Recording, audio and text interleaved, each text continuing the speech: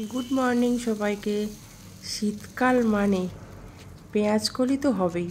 तो पेঁয়াজকলি दिए टेंगरा माछेर चच्चड़ी हबे ना, एटा तो हय ना। पेঁয়াজকলিগুলো আমার কাটা হয়ে গেছে আর বেগুন আলু আর পেঁয়াজকলি দিয়ে টেংরা মাছের চচ্চড়িটা হবে। তো সবজিগুলো আমি কেটে নিলাম। ছাদেই সুন্দর করে আমি একটা আঁচ করেছি। ছাদেই বসে বসে আমি রান্না করি, কিছু করার নেই। মশলাটা তৈরি করে নিলাম। সামান্য একটু আদা আর কয়েকটা রসুন দিয়ে একটু পেস্ট করলাম, আর কিছুই না। ট্যাংরা মাছের ঝাল করতে বেশি কিছু লাগবেও না। এই রান্নাটা শীতকালে যে কারোর বাড়ি হয়নি এমন নয়, প্রত্যেকটা বাড়িতেই হয়। ট্যাংরা মাছ, পেঁয়াজকলি, বেগুন, আলু চচ্চড়ি। আর এই ছাদের ফুলগুলো দেখো, সকালবেলা আসলেই মনটা ভালো হয়ে যায়। খুব সুন্দর আমার ছাদে জবা ফুলগুলো ফুটে আছে। তো আমার রান্নাটা প্রায় হয়ে এসছে, কষানো কমপ্লিট। পেঁয়াজকলি আলু বেগুন কষিয়ে নিলাম।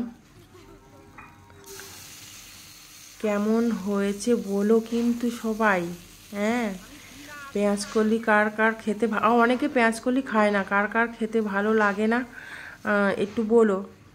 আমরা পেঁয়াজকলিটা খুব খাই। পেঁয়াজের দাম নাকি অনেক, কিন্তু পেঁয়াজকলি আমার বাড়িতে তো সবসময় আসে, সেটা কিছু ব্যাপারই না। এই যে রান্নাটা আমার কমপ্লিট। এবার কি করলাম, আমি ছাদের উপরে একটু রোদ্রে বসে খাবো বলে সকাল ট্যাংরা মাছের ঝাল দিয়ে সকালে বেড়ে নিলাম। ভাত খেয়ে নি। এই ট্যাংরা মাছ দিয়ে একটু ট্যাংরা মাছের ঝালও করেছি। ট্যাংরা মাছের ঝাল দিয়ে আর রোদ্রে বসে একটু ভাত খাবো, তারপরে অন্য কাজ হবে। আগে তো ভাতটা খেয়ে নিই। এই যে ট্যাংরা মাছটা দিয়ে ভাত খাবো। যাই হোক, আমি খাওয়া শুরু করলাম। সকালবেলা গরম গরম ভাত, ট্যাংরা মাছের ঝাল খেয়ে উঠে সবাই বলছে একটু ডাব কেটে দাও। তো মেয়েকে একটু ডাব কেটে দিলাম আমি। ছাদের উপরে দাটা কিছু নেই, তো বটিতে দিয়েই আমি ডাবগুলো কেটে দিলাম। ডাব ব্যাপারী ডাব নিয়ে গেছে, আর অনেক ডাব ওরা ফেলে দিয়ে গেছে। ছোট ডাবগুলো নেয় না, তো সেইগুলো আমরা বাড়িতে কেটে কেটে খেয়ে নিই। যাই হোক, বটিতেই ডাব কাটা হয়ে গেল। খুন্তি দিয়েই ডাবের জল বের করে খাওয়া হয়ে গেল।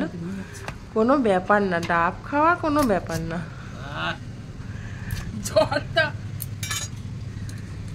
ডাব খাওয়া হয়ে গেল। ডাবের মধ্যে একটু অল্প অল্প শাঁসও হয়েছে, বেশ মিষ্টি আছে জলটা। তো এই জন্যে আমি আর খেলাম না, ওকে দিয়ে দিলাম। এই যে ডাবের শাঁসও খুব নরম নরম, শাঁসগুলোও খেতে খুব ভালো লাগছে। তো কেমন লাগছে ভিডিওটা বলো। টাটা।